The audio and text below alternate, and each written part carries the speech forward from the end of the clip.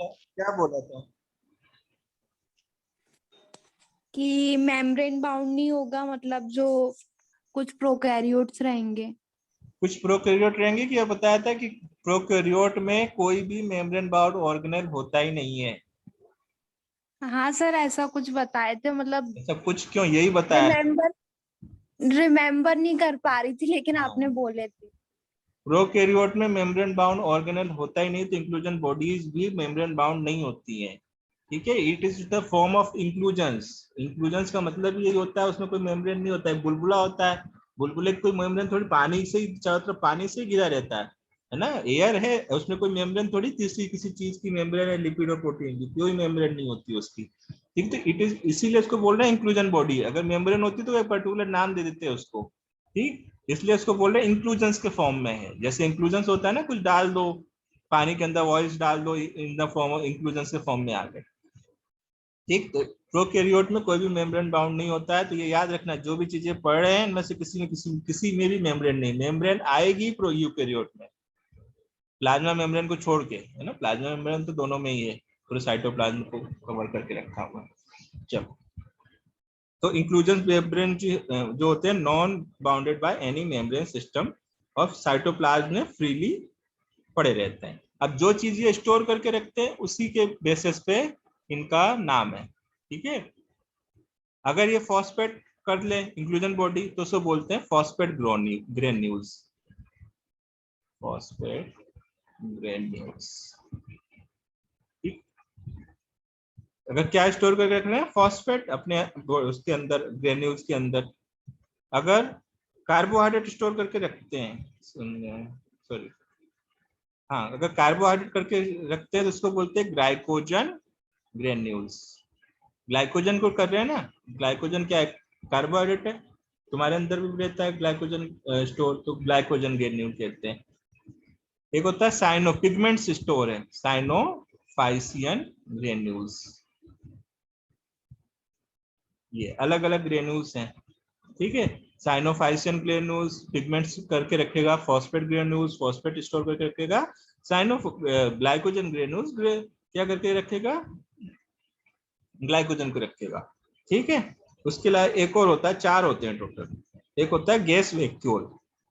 Gas vacuole ये भी एक इंक्लूजन बॉडी का टाइप है ना। अब गैस वैक्यूल की सभी में नहीं मिलती, गैस वैक्यूल कुछ बैक्टीरिया में मिलेगी, इन सम बैक्टीरिया।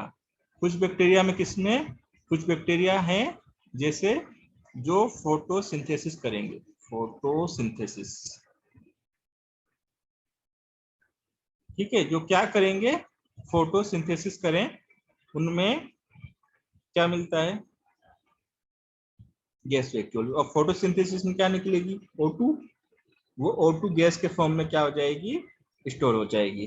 ठीक है, तो अब photosynthetic bacteria, blue green algae, purple और ग्रीन फोटोसिंथेटिक बैक्टीरिया, मतलब जो भी फोटोसिंथेटिक बैक्टीरिया है वो ब्लू हो सकते हैं, ग्रीन और ब्लू ग्रीन, या पर्पल बैक्टीरिया जो होते हैं ग्रीन होते हैं, वो सारे जो भी फोटोसिंथेसिस करेंगे, चाहे वो केमिकल वाली हो चाहे केमिकल कोई सी भी फोटोसिंथेसिस करे, अगर वो ऑटोट्रॉफ है तो उनके अंदर क्या मिलेगी, गैस वैक्यूल मिलेगी। और गैस वैक्यूल में क्या होगी, ऑक्सीजन, ऑक्सीजन रिलीज करते हैं। ठीक है, और ये जो हो, अब ये जो गैस वैक्यूल है वो उनको फ्लोटिंग में हेल्प करती है। ठीक है, तैरने में हेल्प करेगी। तो ये हो गया इंक्लूजन बॉडी में, और ये हमारी क्या खत्म हो गई, प्रोकैरियोटिक सेल खत्म हो गई। अब आ जाओ नेक्स्ट, यूकैरियोटिक सेल। ठीक, तो अब इसमें भी सेल मेम्ब्रेन है सेम।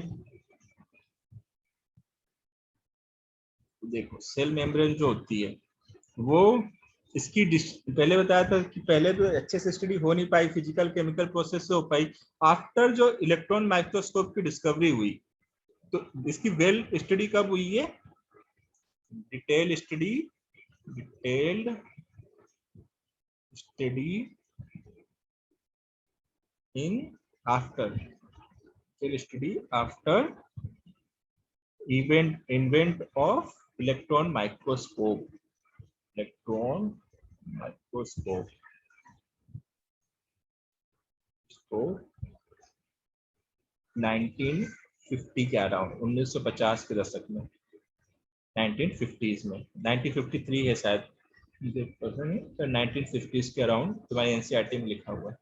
ठीक है, इसके पहले क्या करते थे कि होता है फिजिकल या केमिकल प्रोसेस से स्टडी करते थे, और जनरली स्टडी कौन सी मेम्ब्रेन पे हुई, कौन सी हुई है, आरबीसी पे, और कुछ तो इजीली अवेलेबल होता नहीं था, बॉडीज तक बहुत मुश्किल से अवेलेबल होती थी, तो ब्लड इजीली कोई अपना ब्लड भी निकाल सकते हो, और तो ब्लड पे सबसे अधिक, ब्लड की आरबीसी की सबसे अधिक वर्क हुआ है बिफोर, मतलब इलेक्ट्रॉन माइक्रोस्कोप की डिस्कवरी के पहले जो सबसे अधिक वर्क हुआ है किस पे हुआ है, आरबीसी पे वर्क हुआ, इसके कंपोजिशन को जानने के लिए, किसके, सेल मेम्ब्रेन की। ठीक है, और यहाँ पे इलेक्ट्रॉन माइक्रोस्कोप की डिस्कवरी किसने करी, ये भी याद रख लो, नॉल एंड रस्का। फिजिक्स का क्वेश्चन है, नॉल एंड रस्का ने इलेक्ट्रॉन माइक्रोस्कोप। चलो, हाँ, तो इसके लिए डिफरेंट मॉडल दिए गए, बहुत सारे मॉडल दिए गए, पढ़ने की जरूरत नहीं क्योंकि तुम्हारे इसमें है नहीं। ठीक है, इसके लिए जो मेन मॉडल है fluid mosaic model, it is given by in 1972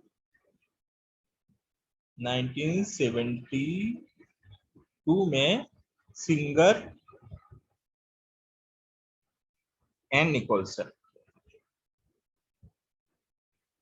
ये भी इंपॉर्टेंट है, इनको याद रखना साइंटिस्ट को, सिंगर एंड निकोलसन। ठीक है, इन्होंने करी थी किसकी स्टडी, सेल मेम्ब्रेन, इन्हीं का मॉडल जो है वो है। इसके अलावा भी बहुत सारे हैं, वाटरमैन मॉडल है, पीएलपी मॉडल है, एलपीएल मॉडल है, बहुत सारे मॉडल है, ओवरटन का मॉडल है, पर वो सब तुम्हारे एनसीईआरटी में है नहीं, ना क्वेश्चन आना है। ठीक है, तो अपने को जो आएगा वो पढ़ रहे हैं। ठीक, तो इन्होंने बताया कि जो सेल है वो क्या होती है, लिपिड बायलेयर के फॉर्म में होती है। लिपिड जो होता है वो फॉस्फोलिपिड होता है। ये देखो यहाँ पे ये फॉस्फोलिपिड है। ठीक है, तो पहली चीज फॉस्फो, फॉस्फो मतलब लिपिड में फॉस्फोरस जुड़ गया है ना, इतना कुछ सोचना नहीं है। फॉस्फोलिपिड बायलेयर क्या है ये, फॉस्फोलिपिड बायलेयर, दो लेयर में फॉस्फोलिपिड होते हैं, पहली चीज। ठीक, ये हो गया। दूसरी चीज क्या होती है, अब देखो इस फॉस्फोलिपिड में देखो एक सर दिख रहा है, ये है ना, ये हेड है, और ये जो दिख रही है इसको बोलते हैं टेल। ठीक, तो जो हेड होता है वो होता है पोलर, पोलर मतलब उस पर चार्ज, और जो टेल होती है वो होती है नॉन पोलर। तो देखो हेड कहाँ पर है, आउटर साइड है ना, आउटर साइड या इनर साइड, तो वर्ड किधर है, बाहर की तरफ है, या तो साइटोप्लाज्म की तरफ है ये, या फिर ये आउटसाइड है। ठीक है, ये पूरा जैसे ये सेल है ना, इसको कंफ्यूज नहीं होना, ये पूरा जैसे सेल की स्टडी कर रहे हैं ना, ये तो इतना सा पार्ट लिया है, ये इसको अगर मैं करूं तो ये ऐसा पूरा का पूरा ये ऐसा एक सेल, पूरा एक सेल बनेगा ये इस टाइप से, ये बन गई है सेल। तो अंदर की तरफ क्या है, साइटोप्लाज्म, बाहर की तरफ आउटर वर्ल्ड प्लाज्म में, तो या तो बाहर की तरफ होगा या फिर साइटोप्लाज्म की तरफ होगा। ठीक है, ये जो हेड होता है इसका वो हाइड्रोफिलिक होता है। हाइड्रो मतलब वाटर, फिलिक मतलब लविंग, तो वाटर बाहर की तरफ वाटर है, तो हाइड्रोफिलिक, अंदर साइटोप्लाज्म में 90% वाटर है, तो ये किधर होते हैं, हाइड्रोफिलिक। जो पूंछ होती है ये होती है हाइड्रोफोबिक, हाइड्रोफोबिक, इसको डर लगता है, फोबिया होता है ना, डर, तो जो पूंछ होती है, टेल होती है, इट इज हाइड्रोफोबिक। ठीक है, चलो, तो ये चीजें इनने बताई कि हाइड्रोफोबिक टेल होती है, नॉन पोलर होती है, अंदर की तरफ होती है, बाहर वाला जो हेड होता है वो पोलर होता है, बाहर की तरफ या फिर साइटोप्लाज्म की तरफ होता है। ठीक है, ये सारी चीजें बता दी। जो लिपिड है, लिपिड का मेन कंपोजिशन, फॉस्फोलिपिड दो चीजों से मिला है ना, अब लिपिड का भी मेन कंपोजिशन होता है ग्लिसराइड, फॉस्फोग्लिसराइड। जो लिपिड होता है इसका मेन कंपोनेंट क्या होता है, फॉस्फोग्लिसराइड।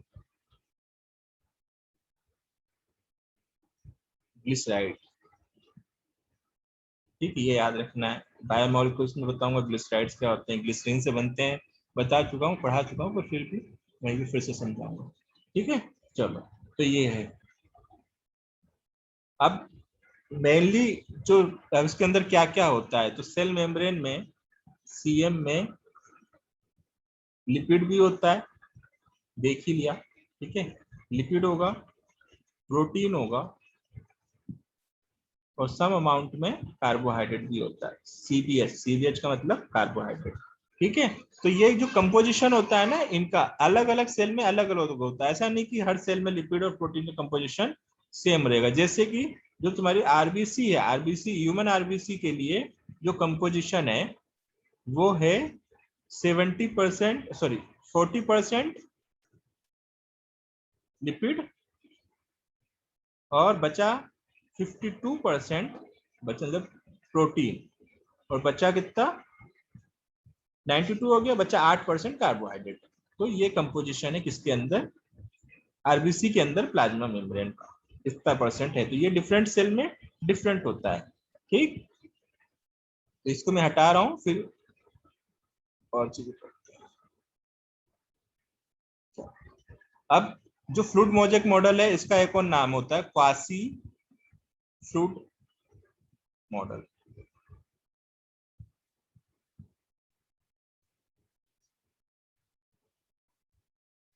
ठीक है।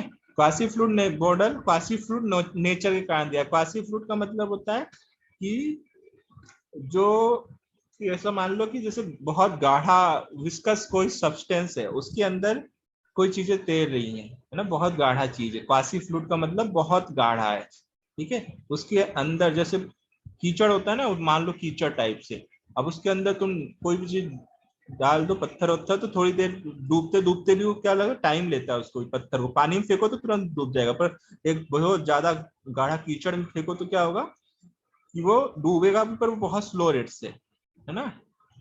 तो ये होता है क्वासी फ्लूइड, मतलब बहुत ज्यादा गाढ़ापन मान लो। ये बहुत ज्यादा जो क्या होती है, सेल मेम्ब्रेन कैसी होती है, क्वासी फ्लूइड नेचर की, मतलब बहुत ज्यादा विस्कस होती है, ठीक। तो लिपिड जो होते हैं ये है लिपिड। मेनली तुम्हें क्या दिख रहे हैं, लिपिड लिपिड लिपिड, ये फॉस्फोलिपिड।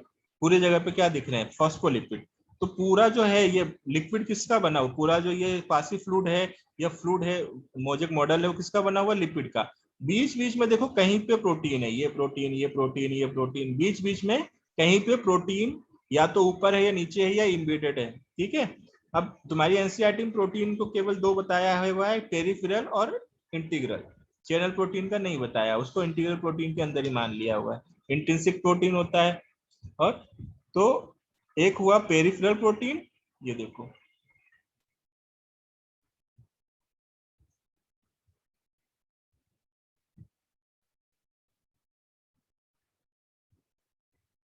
पेरिफेरल प्रोटीन और इंटीग्रल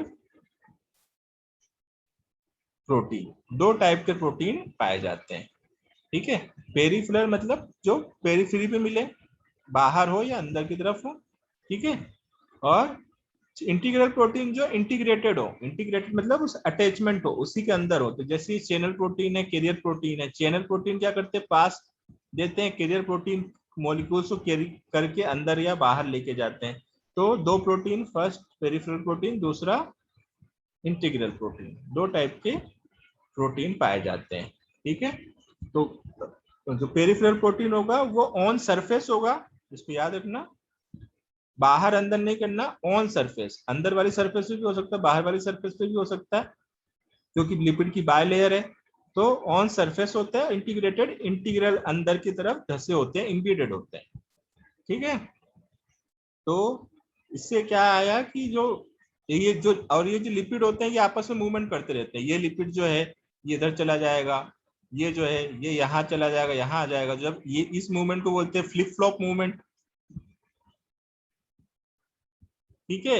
ऐसे इसके भी अलग अलग नाम है, तुम्हारे एनसीईआरटी में कुछ भी दिए नहीं है, ठीक। ये मूवमेंट होती है, ये आपस में चेंज हो जाए, ये ऐसा चेंज हो सकता है। तो ऐसे क्या होते हैं, चेंज होते रहते हैं, इसलिए इनका फ्लूइड नेचर भी होता है।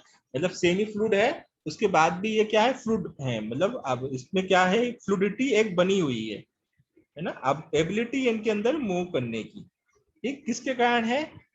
अगर पूछते हैं कि फ्लूइड नेचर किसके कारण है, लिपिड या प्रोटीन, तो लिपिड के कारण। किसके कारण होता है, लिपिड के कारण होता है। ठीक है। अच्छा यहाँ देखो समझाया हुआ है, फॉस्फेट का हेड होता है तो ये पोलर होता है और हाइड्रोफिलिक होता है। फैटी एसिड की चेन होती है जो कि नॉन पोलर और हाइड्रोफोबिक होती है। यहाँ पे ये चीजें समझाया हुआ था। चलो तो और देखो, अब जो प्रोटीन हो, ये जो जैसे ये पेरिफेरल प्रोटीन है, इसके ऊपर ग्लाइकोप्रोटीन है ना, ये क्या है लिखा हुआ है ग्लाइकोप्रोटीन। तो ग्लाइको क्या है, ग्लाइको एक कार्बोहाइड्रेट है, CBH कार्बोहाइड्रेट है ना। तो थोड़ा बहुत कार्बोहाइड्रेट भी प्रोटीन होता है, सॉरी थोड़ा बहुत कार्बोहाइड्रेट होता है। तो ये हो गया पूरा यूकैरियोटिक सेल का फ्लूइड मोजेक मॉडल। अब और प्लाज्मा मेम्ब्रेन, अब प्लाज्मा मेम्ब्रेन सेल मेम्ब्रेन क्या फंक्शन परफॉर्म करती है। तो सेल ग्रोथ, अच्छा ये क्यों करती है। अच्छा इससे एक तो होता है मेन फंक्शन और होते बना, तो सेल मेम्ब्रेन का मेन फंक्शन क्या, मेन फंक्शन होता है इसका सबसे बाहर है, गेट कीपर है। तो इसको मतलब ये है कि ये मॉलिक्यूल्स को अंदर बाहर जो कर रहे हैं उन पे नजर रखना। The most important function of plasma membrane is transport of molecule across it, है ना, मॉलिक्यूल्स का उसके आर पार जाना। ठीक, और उसके अलावा जो फंक्शन है, मेन फंक्शन तो क्या है, ट्रांसपोर्ट का। गेट है ना मेन, मेन तो दीवार है बाहर की, सबसे आउटर वर्ड से एंट्रेट करना है, तो किसको एंट्री देनी किसको नहीं देनी सब यही रेगुलेट करेगी। Then other function is cell growth, formation of intercellular junction, secretion,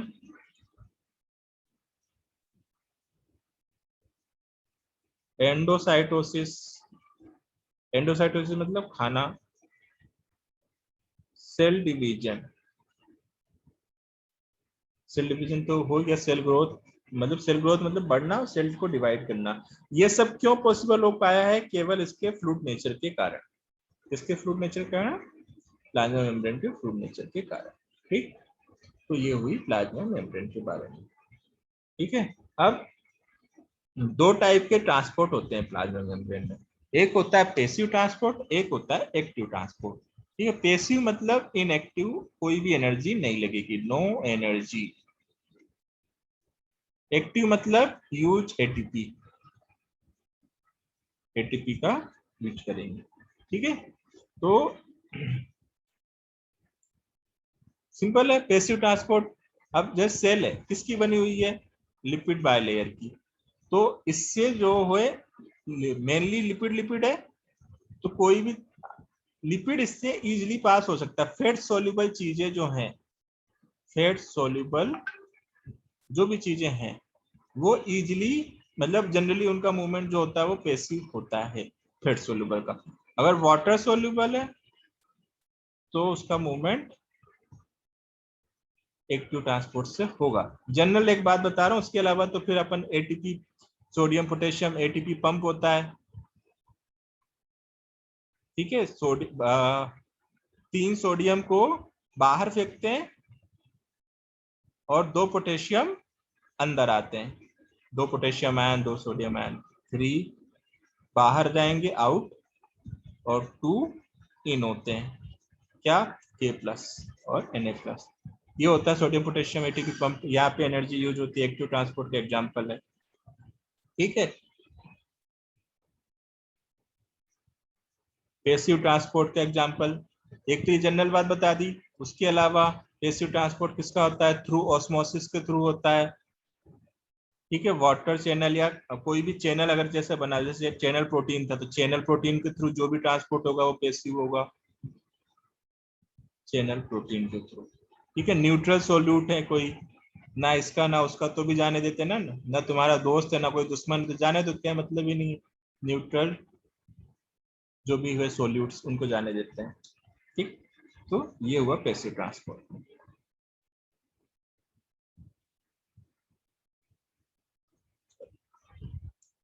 फिर cell wall,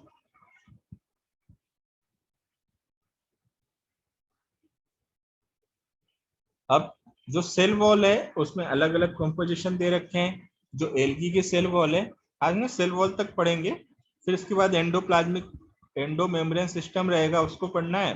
endo membrane system के बाद फिर हम लोगों को माइटोकॉन्ड्रिया और प्लास्टिड, उसके बाद फिर मतलब वही क्लोरोप्लास्ट, देन उसके बाद फिर सीलिया का स्ट्रक्चर और न्यूक्लियस, देखो क्रोमोसोम, ये सारी चीजें हैं, तो ये कल पढ़ेंगे। और साथ में मैं सोच रहा हूँ कि अगर टाइम हुआ तो अपन ये हो जाएगा खत्म, तो फिर अपन कल सेल डिवीजन भी खत्म करेंगे, या तो सुबह होगा तो ठीक नहीं, शाम क्लास लेके मैं सेल डिवीजन पढ़ाऊंगा, ठीक है। तो कल अभी तो अपन ये सेल वॉल तक देखते हैं, चलो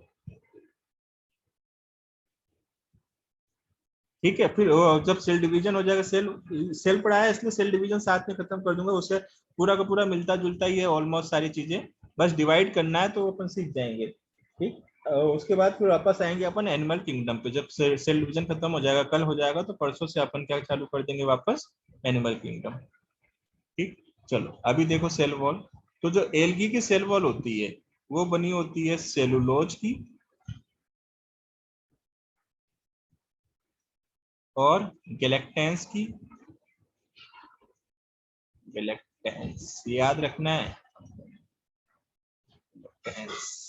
minus and mineral like calcium carbonate, ठीक है, मिनरल्स,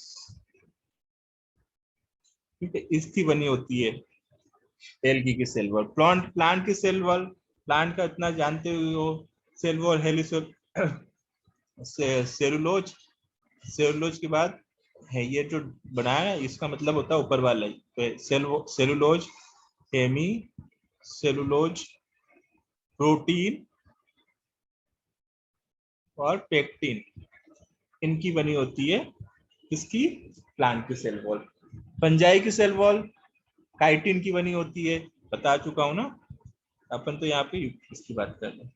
फंजाई भी याद कर लो, लिख ही लो, बता चुका हूं पर लिख लो फिर से, काइटिन की बनी होती है।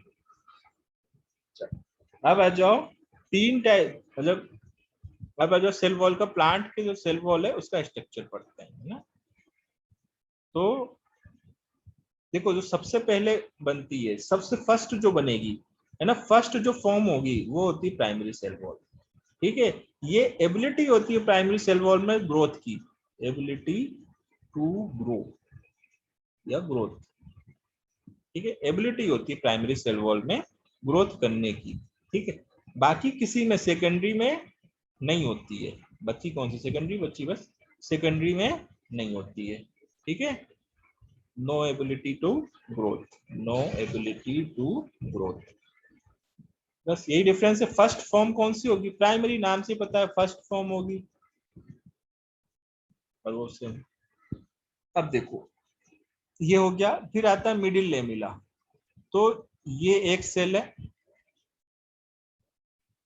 ये दूसरी सेल है, बहुत अच्छे डायग्राम भी बन रहा है, बस समझ जाओ। तो ये देखो, अब अब ये दो सेल को आपस में जोड़ के कौन रखता है, मिडिल लेमिला, मिडिल मतलब बीच में है, लेमिला मतलब मेम्ब्रेन, तो बीच की मेम्ब्रेन, दो सेल की बीच में, ये देखो यहाँ लिखा हुआ ना, cell walls of adjacent to adjacent cell, दो एडजेसेंट सेल के बीच में, तो देखो ये जो आउटर मोस्ट है it is primary cell, primary wall, primary cell wall, जो इनर बनी है वो सेकेंडरी वॉल। अब इसकी भी अलग अलग लेयर है, ये फर्स्ट बनी है तो ये S1, उसके बाद ये S2, फिर ये S3, तो वो अलग अलग, S3 सबसे ओल्डेस्ट हो गई, S2 उसके बाद S1 उसके बाद, ठीक है। प्राइमरी वॉल कहाँ पे होती है, आउटर मोस्ट, फिर उसमें जो मेचुरेशन हो जाता है तो अंदर की तरफ चली जाती है, ठीक। और ये देखो दो प्राइमरी वॉल को किसने अटैच करके रखा हुआ है, मिडिल लेमिला ने, ठीक है। तो ये एडजेसेंट सेल का स्ट्रक्चर, ठीक है। तो ये हो गया हमारा सेल वॉल। अब कल हम क्या पढ़ेंगे, एंडो मेम्ब्रेन सिस्टम, मतलब जो कि सारी चीजें क्या हैं एक साथ अटैच होती है, तो इसके बारे में पूरा मतलब ये रहेगा, 15 मिनट का टॉपिक है ये तीनों, 15 से 20 मिनट का, ठीक है। तो ये टॉपिक है, तो कल यहाँ से स्टार्ट करेंगे हम लोग एंडो मेम्ब्रेन सिस्टम से, तो endoplasmic reticulum, Golgi board, lysosome और वेक्टर्स ये पढ़ेंगे, उसके बाद माइटोकॉन्ड्रिया, क्लोरोप्लास्ट और सेंट्रियोल और फ्लैजिला और ये तुम्हारा न्यूक्लियस, फिर ये चैप्टर खत्म हो जाएगा, और हुआ तो सुबह ही, नहीं तो शाम को सेल डिवीजन पढ़ लेंगे, ठीक है।